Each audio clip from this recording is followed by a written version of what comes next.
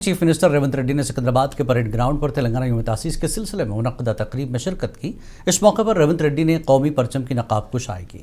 इसके बाद chief minister ने एक ओपन टॉप जीप में परेड का मुआयना किया।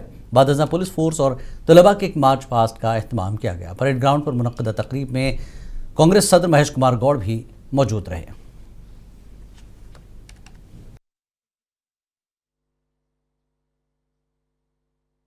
తెలంగాణ రాష్ట్రము మొట్టమొదటి స్థానంలో ఉన్నది। అదే విధంగా మిత్రులారా, ఈనాడు ఉద్యోగ నియామకాలలో వైద్య రంగంలో కావచ్చు, పోలీసు రంగంలో కావచ్చు, నీటిపారుదల, సింగరేణి కాలరీస్ ఇలా చెప్పుకుంటూ వెళ్తే ప్రభుత్వంలో ఉన్న ప్రతి ఖాళీలను ఈనాడు భర్తీ చేయడం ద్వారా నిరుద్యోగుల విశ్వాసాన్ని ఈ రాష్ట్ర ప్రభుత్వం చురగొన్నదని చెప్పడానికి నేను చాలా సంతోషిస్తున్నాను। అదే విధంగా సివిల్స్ పరీక్షలు ఈనాడు ఈ దేశంలో ఏ రాష్ట్రం అభివృద్ధి చెందాలన్నా సివిల్ సర్వీసెస్కు సంబంధించిన అధికారుల యొక్క ప్రణాళికలు దేశ అభివృద్ధిలో కీలక భాగం పోషిస్తున్నాయి। తెలంగాణ రాష్ట్రం నుంచి సివిల్ సర్వీసుల్లో ఆశించిన మేరకు మన విద్యార్థులకు అవకాశాలు రాకపోవడం వల్ల తెలంగాణ రాష్ట్ర ప్రభుత్వం సివిల్ సర్వీసెస్కు ప్రిపేర్ అవుతున్న వాళ్లకు హైదరాబాదు నగరంలోనే కాదు ఢిల్లీలో కూడా శిక్షణ పొందడానికి రాజీవ్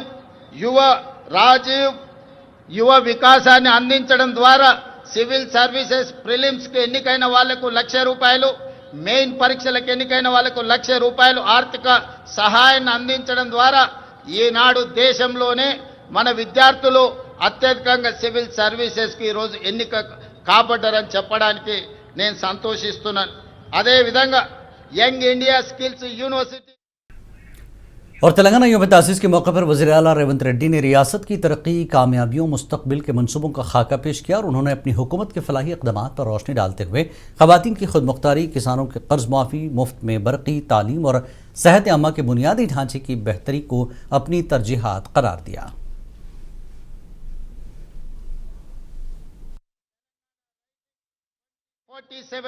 పాలసీ డాక్యుమెంట్ను ఒక విజన్ డాక్యుమెంట్ను తీసుకురావడం ద్వారా ప్రపంచంతో పోటీ పడాలి అని ఈ రోజు మనం నిర్ణయించుకున్నాం। అందుకే 2047 నాటికి భారతదేశం $30 ట్రిలియన్ ఎకానమీకి చేరాలని ప్రయత్నం చేస్తున్నది, లక్ష్యం పెట్టుకొని పని చేస్తున్నది।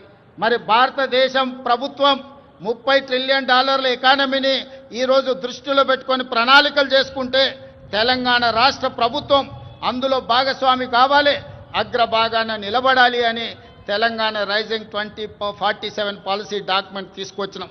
అందుకే ఈరోజు పరిశ్రమల కోసం, వ్యాపార సంస్థల కోసం, విద్యా ఉపాధి అవకాశాల కోసం అన్ని రకాలను మనం ఈరోజు అన్ని రకాల పాలసీలను తెచ్చుకోవడమే కాకుండా energy policy, tourism policy, industrial policy, investment policy, అదేవిధంగా హెల్త్ పాలసీ, ఇట్లాంటి పాలసీలన్నీ కూడా తెలంగాణ రాష్ట్ర ప్రభుత్వం ఈ మధ్యలోనే ప్రజలకు పరిచయం చేయడం జరిగింది। ఈ పాలసీలన్నిటిని కలిపితే తెలంగాణ రైజింగ్ 2047 తద్వారా తెలంగాణ రాష్ట్రాన్ని ప్రపంచంతో పోటీ పడే విధంగా తీర్చిదిద్దాలన్నదే మా ఆలోచన।